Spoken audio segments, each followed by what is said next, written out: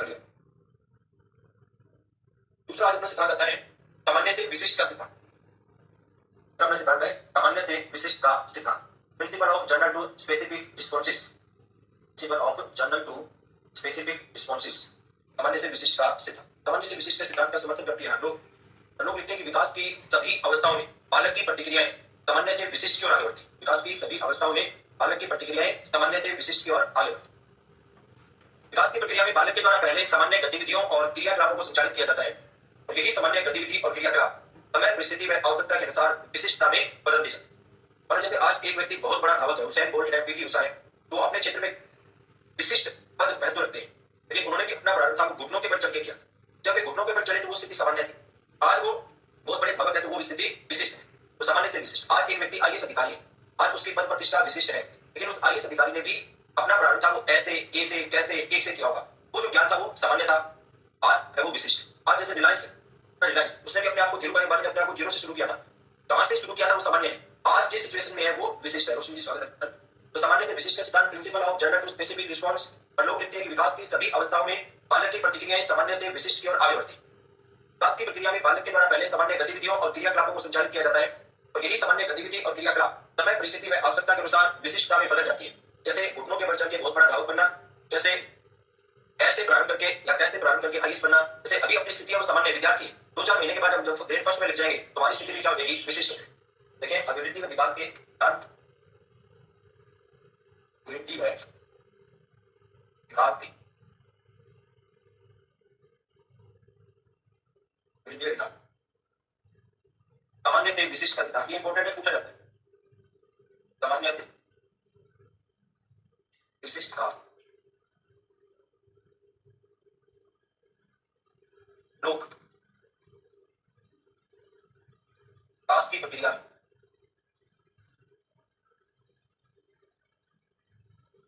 बालक की प्रति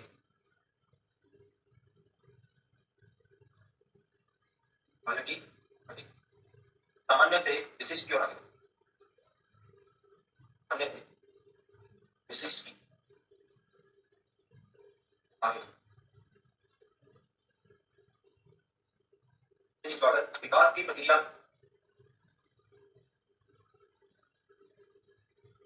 बालक के द्वारा पहले सामान्य गतिविधियों और क्रियाकलापों को सामान्य गतिविधियों के द्वारा पहले सामान्य गतिविधियों और क्रियाकलापों को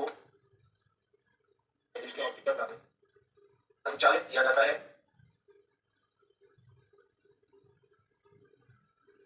और यही सामान्य गतिविधियां सामान्य गतिविधि समय परिस्थिति व आवश्यकता के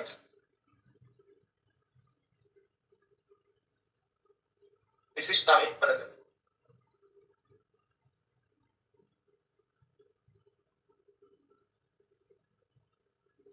जैसे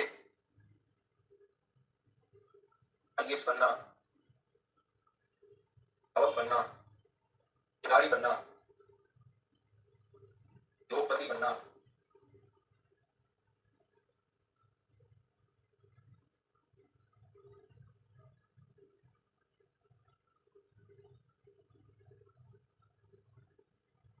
सामान्य से विशिष्ट का सिद्धांत की इंपॉर्टेंट लागू करें। विकास की प्रक्रिया में बालक की प्रतिक्रियाएं सामान्य से विशिष्ट की ओर आगे बढ़ती। विकास की प्रक्रिया में बालक की प्रतिक्रियाएं सामान्य से विशिष्ट की ओर आगे।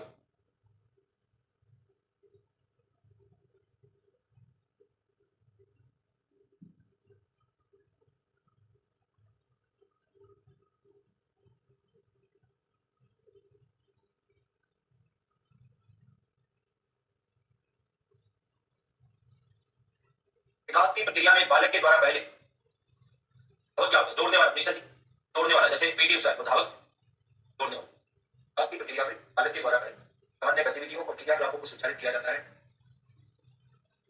यही सामान्य गतिविधि समय परिस्थिति व आवश्यकता के अनुसार विशिष्टता में बदलती।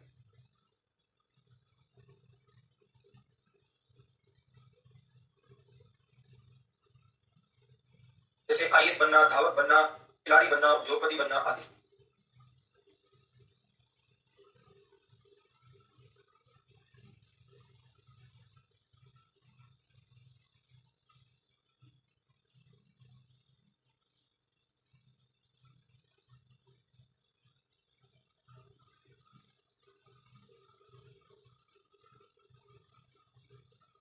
अपना अगला सिद्धांत आता है व्यक्तिगत विभिन्नताओं का सिद्धांत। व्यक्तिगत विभिन्नताओं का सिद्धांत। व्यक्तिगत विभिन्नताओं का व्यक्तिगत विभिन्नता का प्रतिपादक है गार्डन को माना जाता है। व्यक्तिगत विभिन्नताओं का प्रतिपादक कौन है? Garden. Principle of individual differences, व्यक्तिगत विभिन्नता के सिद्धांत को मिलेंगे प्रिंसिपल ऑफ इंडिविजुअल डिफरेंसेस। व्यक्तिगत विभिन्नताओं का प्रतिपादक है वो गार्डन। दो व्यक्ति कभी भी एक जैसे नहीं हो सकते। अगर घर में बहन भाई भी है, भाई भाई भी है, तब भी हम एक समान नहीं हो सकते। दो व्यक्ति कभी भी एक समान नहीं हो सकते। उनमें शारीरिक, मानसिक, श्रेणात्मक, आर्थिक, राजनीतिक, सांस्कृतिक, सामाजिक और विकास के अन्य सभी पक्षों में अंतर पाया जाता है। तो यही अंतर व्यक्तिगत विभिन्नताओं के नाम से जाना जाता है। इनका जी स्वागत है। तो दो व्यक्ति कभी भी समान नहीं है, उनमें अंतर है और वही अंतर होना क्या कहलाता है? व्यक्तिगत विभिन्नता कहलाता है। व्यक्तिगत विभिन्नता का जनक किसको माना जाता है? डाल्टन को माना जाता है। डाल्टन की एक परिभाषा इंपोर्टेंट है, पेपर पे पूछी जाती है। डाल्टन लिखता है कि एक व्यक्ति का दूसरे व्यक्ति से अंतर होना एक सार्वभौमिक घटना। एक व्यक्ति का दूसरे व्यक्ति से अंतर होना एक सार्वभौमिक घटना। अब डाल्टन तो लिखता है कि दो व्यक्ति समान नहीं है। स्किनर क्या लिखता है कि विकास की विभिन्न अवस्थाओं में व्यापक व्यक्तिगत विभिन्नताएं पाई जाती है। विकास की विभिन्न अवस्थाओं में व्यापक व्यक्तिगत विभिन्नताएं पाई जाती है। अर्थात एक व्यक्ति जब विकास की अलग अलग अवस्थाओं से गुजरता है उसमें समुदाय की व्यक्तिगत विभिन्नताएं पैदा हो जाती है। मान लो चैतावस्था में पहले कुछ और दिखाई दे रहा था, बाल्यावस्था में कुछ और, किशोरावस्था में कुछ और, प्रौढ़ावस्था में कुछ और। अगर हमारी बचपन की फोटो है, आज की फोटो है, दोनों में अंतर करना। बचपन में कुछ और दिखाई दे रहे थे, अभी कुछ और दिखाई दे रहे हैं, 2-4 साल के बाद कुछ और दिखाई देंगे। वो चीज क्या है? वो स्किनर, वो चीज कौन मानता है? स्किनर मानता है कि विकास की विभिन्न अवस्थाओं में व्यापक व्यक्तिगत विभिन्नताएं पाई। उसके बाद क्रोवेक्रो। क्रोवेक्रो क्या लिखता है कि समान आयु के बालकों में सीखने की क्षमता समान हो ऐसा संभव नहीं हो सकता। क्रोवेक्रो समान आयु के बालकों में, मतलब दो बालक हो 10-10 साल के, तब भी सीखने की क्षमता समान ही उनमें अंतर है कि समान आयु के बालकों में सीखने की क्षमता समान हो ऐसा संभव नहीं हो सकता। व्यक्तिगत विभिन्नताओं के सिद्धांत। व्यक्तिगत विभिन्नताओं का प्रतिपादक।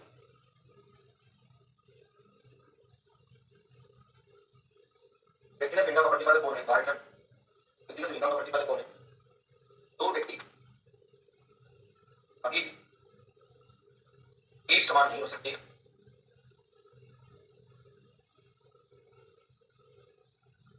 उनमें शारीरिक, मानसिक,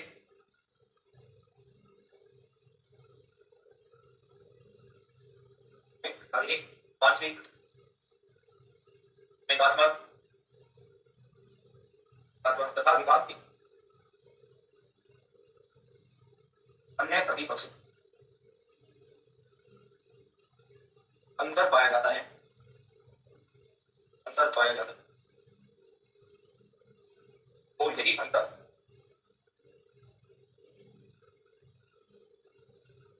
व्यक्तिगत विभिन्नताओं के नाम से, विभिन्नताओं के नाम से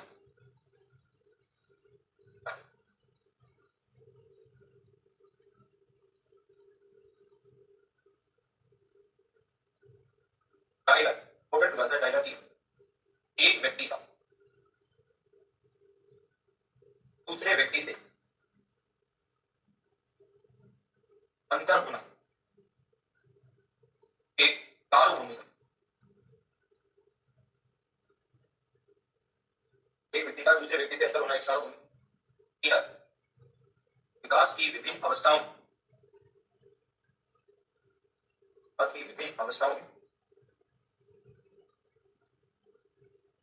व्यापक व्यक्तिगत विभिन्नताएं पाई जाती है।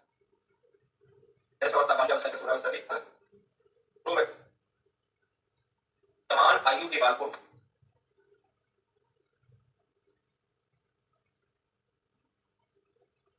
सीखने की क्षमता समान हो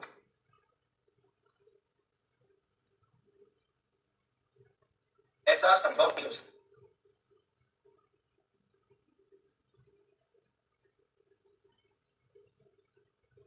व्यक्तिगत विभिन्नताओं का सिद्धांत। व्यक्तिगत विभिन्नताओं का प्रतिपादक है डाल्टन। डेफिनेशन लिखवा दी टाइलर, स्किनर, क्रोवेक्रो की। विभिन्नताओं का प्रतिपादक डाल्टन। दो व्यक्ति कभी भी एक समान नहीं हो सकते।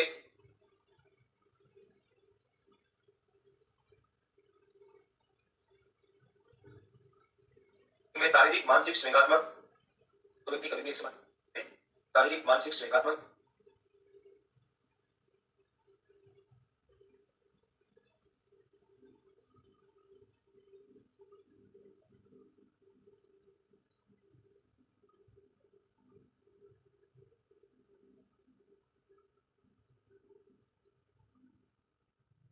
विकास के अन्य अन्य सभी पक्षों में अंतर पाया जाता है।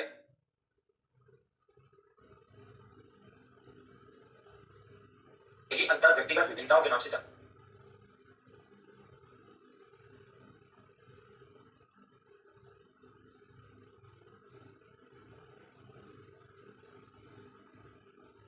एक व्यक्ति का दूसरे व्यक्ति से अंतर होना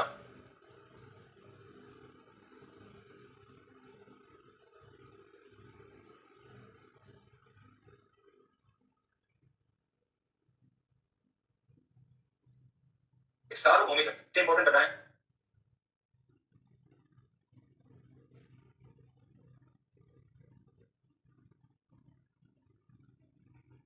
विकास की विभिन्न अवस्थाओं में व्यापक व्यक्तिगत विभिन्नताएं पाई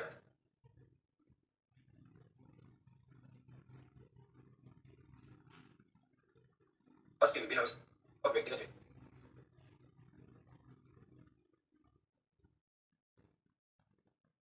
तो समान आयु के बालकों में सीखने की क्षमता समान हो ऐसा संभव नहीं हो सकता।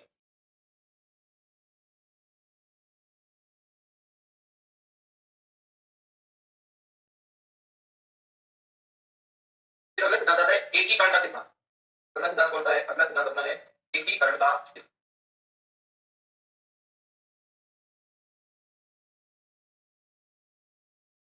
Principle of integration, principle of integration, एकीकरण का सिद्धांत, इंटीग्रेशन।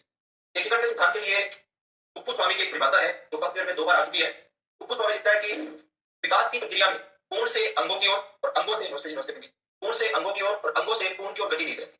विकास की प्रक्रिया में पूर्ण से अंगों की ओर तथा अंगों से पूर्ण की ओर गति नहीं रहती।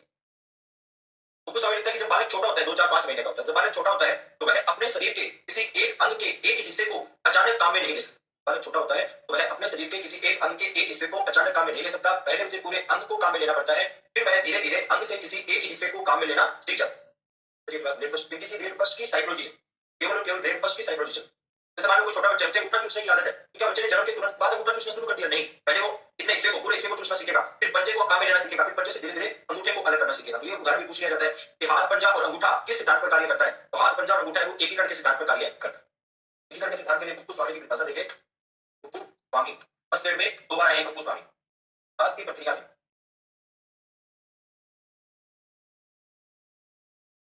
पूर्ण से अंगों की ओर तथा अंगों से पूर्ण से अंगों की ओर तथा अंगों से पूर्ण की ओर गति नहीं।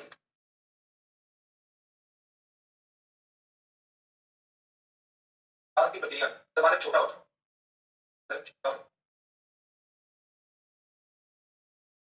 तो वह अपने शरीर के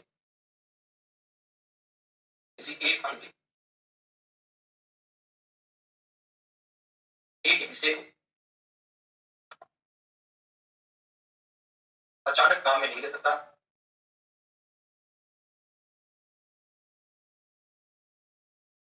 पहले उसे पूरे अंग को काम में लेना पड़ता है। पहले उसे पूरे अंग को काम में लेना पड़ता है, फिर अंग से धीरे धीरे फिर अंग से धीरे धीरे फिर अंग से धीरे धीरे एक हिस्से को काम में लेना चाहिए। एक हिस्से काम में लेना, जैसे हाथ, पंजा और अंगूठा। जैसे हाथ, पंजा और आप नोट करें इतने चाहिए, नोट करो।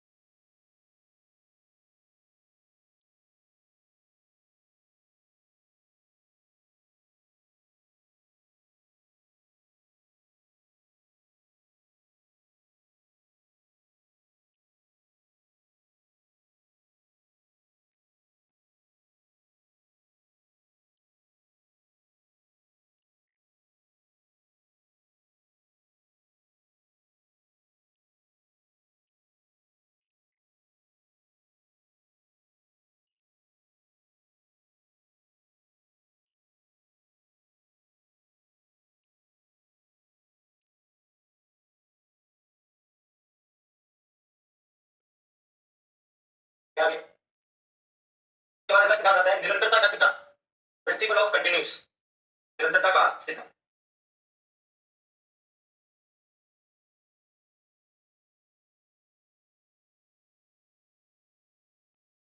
निरंतरता का प्रिंसिपल ऑफ कंटिन्यूस, निरंतरता का सिद्धांत, विकास एक सतत और निरंतर चलने वाली प्रक्रिया है जो गर्भावस्था से लेकर जीवन पर्यंत चलती है।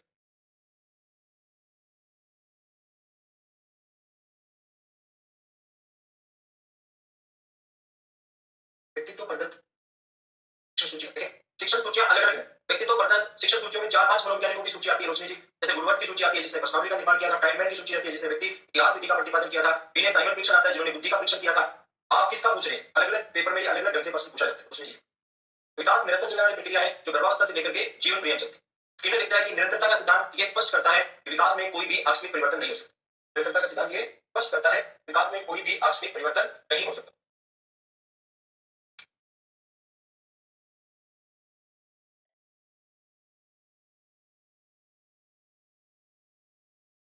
निरंतरता का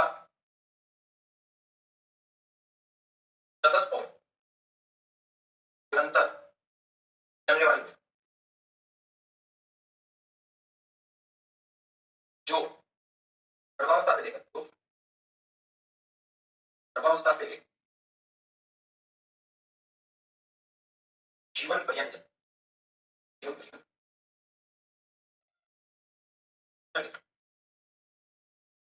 निरंतरता का सिद्धांत निरंतरता का ये स्पष्ट करता है इस पर विकास में विकास में कोई आकस्मिक परिवर्तन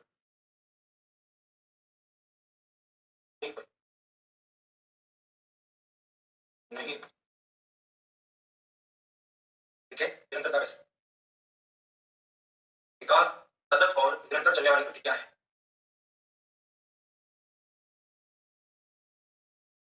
जो गर्भावस्था से लेकर जीवन पर्यंत चलती है। अवस्था से लेकर जीवन पर्यंत। स्किनर लिखें, निरंतरता का सिद्धांत यह स्पष्ट करता है कि विकास में कोई आकस्मिक परिवर्तन नहीं हो सकता। निरंतरता का सिद्धांत यह स्पष्ट करता है कि विकास में कोई आकस्मिक परिवर्तन नहीं। इसके बाद आता है तीसरा का सिद्धांत, ये इंपॉर्टेंट है। तीसरा का सिद्धांत पेपर में आता है, इंपॉर्टेंट,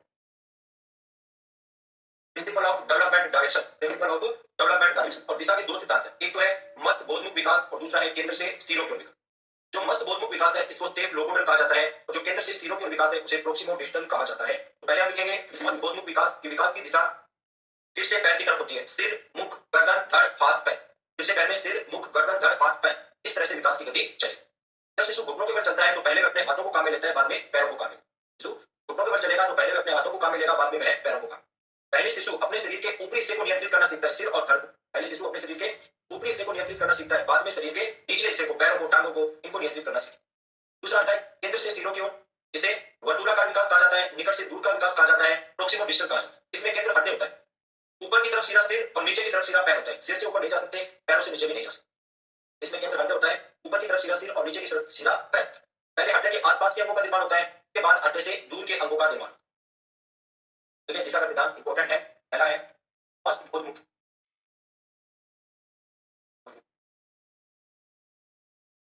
टेप लोकोमोटर।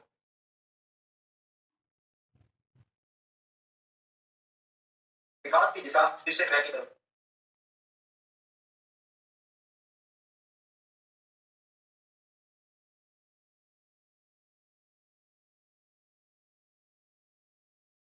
विकास की दिशा सिर से पैर की, सिर मुख गर्दन धड़ हाथ, विकास की दिशा। पहले शिशु शरीर के ऊपरी हिस्से को, शरीर के ऊपरी हिस्से को नियंत्रित करना सीखता है,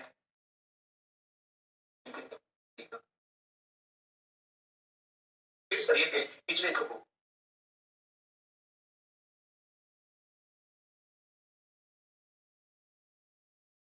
नियंत्रित करना।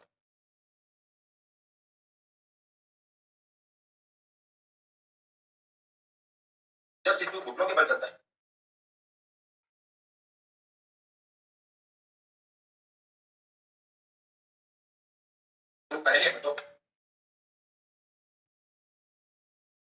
तथा बाद में पैरों, पहले हाथों को तथा बाद में पैरों को काटो।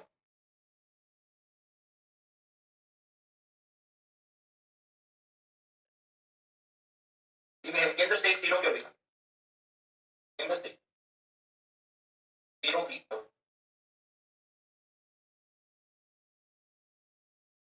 इसे प्रोक्सिमो डिस्टल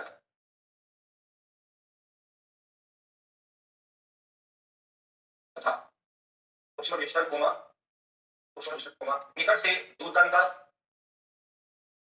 से दूर का विकास कोमा वर्तुला का विकास दिखा।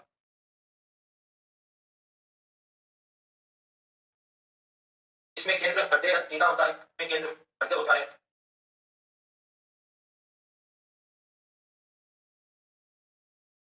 ऊपर की तरफ सिरा, सिर तथा नीचे की तरफ सिरा, पैर। पहले देखिए आस पास के अंगों का निर्माण होता है, फिर दूर के अंगों का, दूर के अंगों का निर्माण। इंपॉर्टेंट है ये सिद्धांत, लेकिन दिशा का सिद्धांत पहला मत पूर्व विकास, हाथ की दिशा सिर से पैर की तरफ।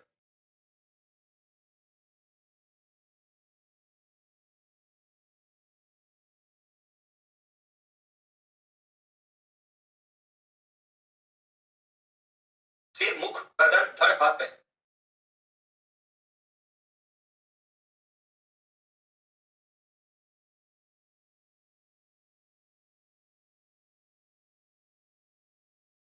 पहले शिशु शरीर के ऊपरी हिस्से को नियंत्रित करना सीखता है,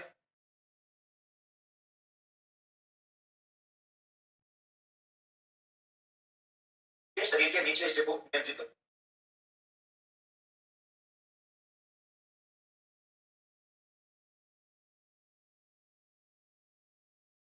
जब शिशु घुटनों के बल चलता है,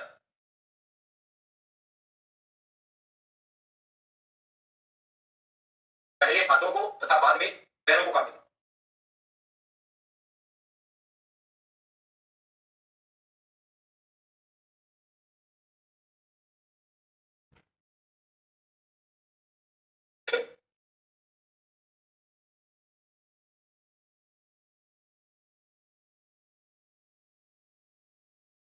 केंद्र से तीरों की ओर